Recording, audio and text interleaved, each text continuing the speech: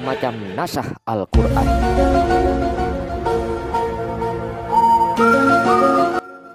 Assalamualaikum warahmatullahi ta'ala wabarakatuh.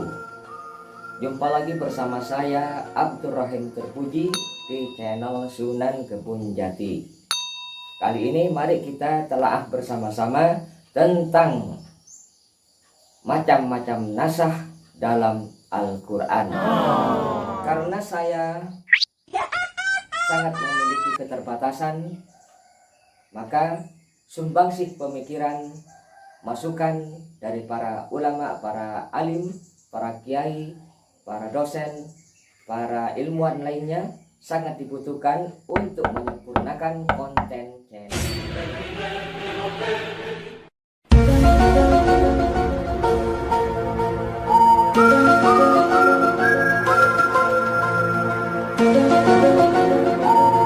Nasah dibagi menjadi 3.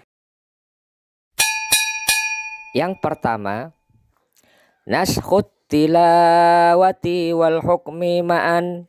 Saya menyebutnya nasakh tilawah wal hukmi. Bacaan ayat Al-Quran sudah dinasah, maka ayat itu tidak ditemukan lagi dalam Al-Quran. Dan ajaran hukumnya juga sudah tidak ada lagi. Contoh, dikutip dari hadis yang diriwayatkan oleh Sayyidah Siti Aisyah. Dulu pernah ada ayat tahrim tentang menyusui bayi bukan anak sendiri. Bunyinya sebagai berikut. Asru rodo'atim ma'lumatin. Berdasarkan penjelasan di atas, menyusui bayi bukan anak sendiri yang dapat mengharamkan pernikahan harus mencapai batas minimal 10 kali isap susuan.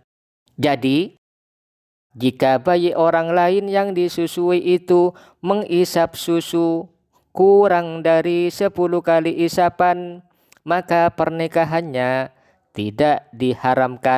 Begitulah mula-mula ayat tahrim ini turun. Sehingga konsekuensi pemberlakuan hukum 10 kali penyusuan itu harus dilaksanakan. Akan tetapi ayat ini kemudian dimansuh dengan turunnya ayat kedua. Bunyinya menjadi sebagai berikut.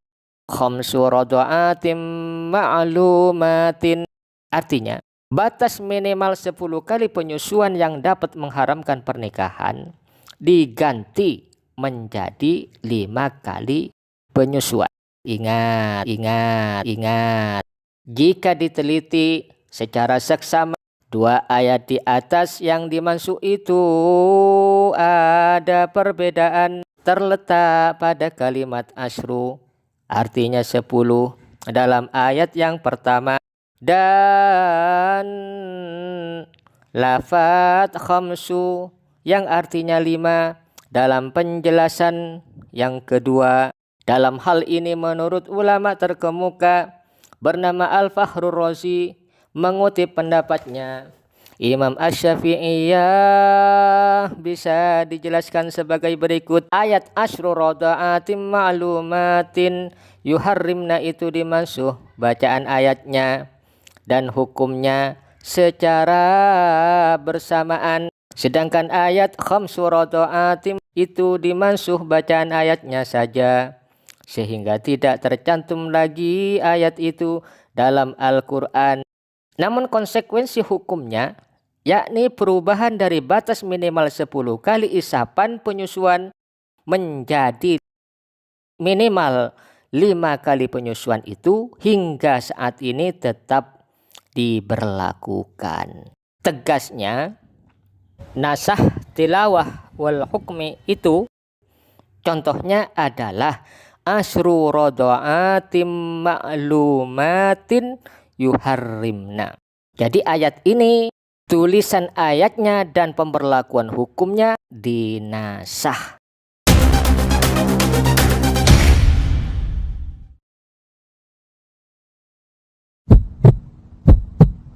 Yang kedua, naskhut tilawati ma'a baqail hukmi. Ayatnya dinasah namun ajaran hukumnya tetap diterapkan. Contoh, asy-syaikhu wasy-syaikhatu idza zanaya farjamuha albattata nakalam minallah wallahu azizun hakim. Artinya, laki-laki yang sudah lanjut usia dan perempuan-perempuan yang sudah berusia senja apabila melakukan perzinahan, hendaknya keduanya dirajam sebagai ketetapan hukuman dari Allah. Allah Maha Perkasa, Maha Bijaksana. Kira-kira begitulah. Imam Az-Zarkashi menyatakan riwayat tersebut terdapat dalam Quran surat Nur. Akan tetapi kemudian ayat ini dinasah sehingga tidak ada lagi dalam Al-Quran. Namun konsekuensi ajaran hukumnya hingga saat ini masih terus diterapkan. Karena yang dinasah bacaan ayatnya, sedangkan hukumnya tetap berlaku. Contoh lain, ayat khamsu radha'atin ma'lumatin sebagaimana telah diuraikan di atas juga menjadi contoh nasakh tilawah ma'a baqail hukmi. Syekh Muhammad Ali As-Sabuni menerangkan dua macam nasakh ini, yaitu nasakh tilawah wal hukmi dan nasakh tilawah ma'a baqail hukmi sangat sedikit jumlahnya dalam Al-Quran sehingga jarang sekali ditemukan. Kenapa? Karena sejatinya Allah menurunkan Al-Quran ke muka bumi agar dibaca sebagai ibadah dan ajaran hukumnya diterapkan dalam segala dimensi kehidupan manusia agar terasa manfaatnya ada Al-Quran.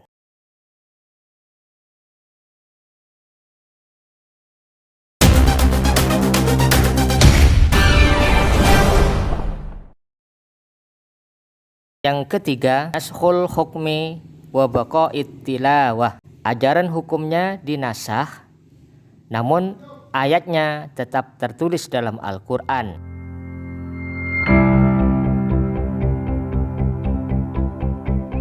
Menurut Az-Zarkashi, nasakh jenis ini sangat banyak dalam Al-Quran, tersebar di 63 surat. Salah satu contohnya ayat tentang wasiat dalam Al-Quran surat Al-Baqarah 240. Bunyinya sebagai berikut. Walladzina yutawaffawna minkum wa yadharuna azwajan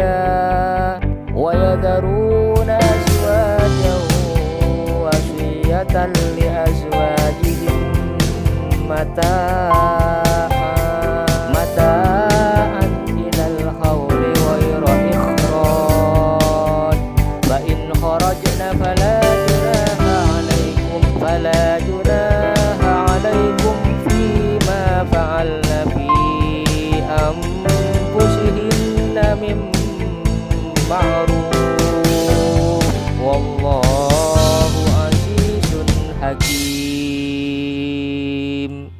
Ayat ini menyatakan ajaran hukum iddah istri yang ditinggal mati suaminya. Pada mulanya istri tidak boleh keluar rumah selama 1 tahun. Akan tetapi meskipun ayatnya masih ada dalam Al-Quran, ajaran hukumnya keharusan iddah 1 tahun itu telah dimansuh dengan Al-Quran surat Al-Baqarah ayat 234. Iddahnya menjadi 4 bulan 10 hari.